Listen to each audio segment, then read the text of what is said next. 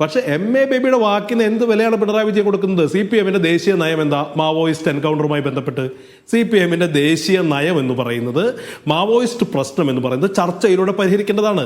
അത് സൈനികമായോ പോലീസിന് ഉപയോഗിച്ച് പരിഹരിക്കേണ്ടതല്ല എന്ന് പറയുമ്പോൾ ഇവിടെ പിണറായി വിജയൻ അമിത്ഷായെ കാണുമ്പോൾ എന്താ പറയുന്നത്? ഇവിടെ കണ്ണൂരിനെ കമ്മ്യൂണിസ്റ്റ് തീവ്രവാദ ഭീഷണിയുള്ള ജില്ലയിൽ നിന്ന് മാറ്റിയത് പുനഃസ്ഥാപിക്കണം, അതിന്റെ ഫണ്ട് മേടിക്കണമെന്നാ. ഇത് വിദ്യാഭ്യാസ നയത്തിൽ മാത്രം പരിമിതപ്പെടുന്ന ഒന്നല്ലെന്നേ.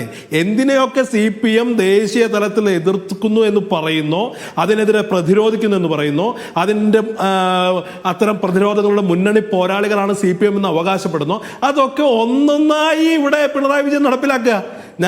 താങ്കൾ ഇവിടെ സിവിൽ സപ്ലൈസിന്റെ കാര്യം പറഞ്ഞു, മറ്റു കാര്യങ്ങൾ പറഞ്ഞു, അതിന്റെ ഫണ്ടിന്റെ പറഞ്ഞു. പക്ഷെ ഇത് നേരത്തെ പറഞ്ഞ ഒരു രാഷ്ട്രീയ പാർട്ടിയെ സംബന്ധിച്ച് ഈ പറയുന്ന രാഷ്ട്രീയമായൊരു നയമുണ്ടല്ലോ.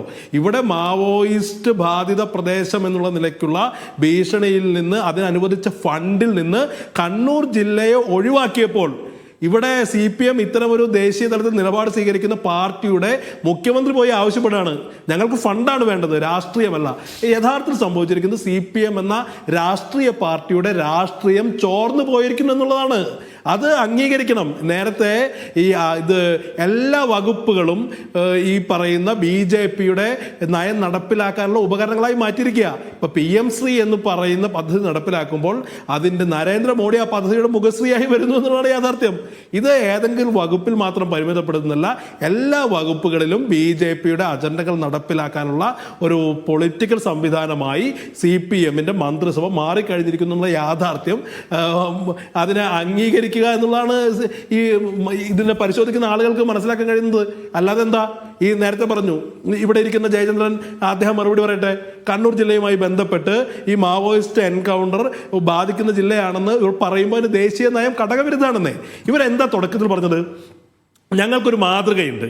ഇവിടെ നരേന്ദ്രമോദിയെ പ്രതിരോധിക്കാൻ ഇന്ത്യയിൽ തന്നെ ഞങ്ങൾ ഉയർത്തിപ്പിടിക്കുന്ന ബദൽ എന്ന് പറയുന്നത് പിണറായി വിജയനാണ്. ഇപ്പൊ CPM-ന്റെ സഹയാത്രിക വന്ന് ഈ ചർച്ചയിൽ നിന്ന് ചോദിക്കുക, ഇത് അംഗീകരിക്കുകയല്ലാതെ മറ്റേതാണ് ബദൽ, മറ്റേതാണ് മാർഗം?